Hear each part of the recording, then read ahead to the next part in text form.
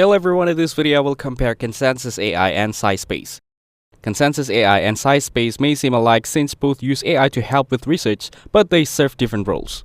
Consensus AI is an AI-powered research tool that helps people quickly find answers from trusted scientific studies. Instead of giving long lists of links, it summarizes results from peer-reviewed papers in simple language. These make it easy for students, researchers, and professionals to understand what science says about a topic.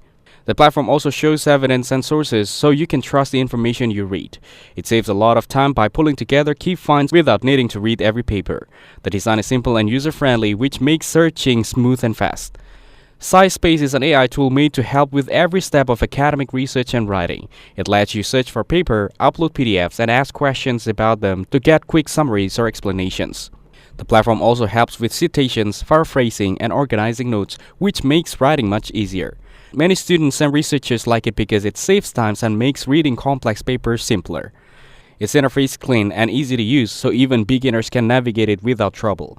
Some advanced features require a paid plan, but the free version still offers good support.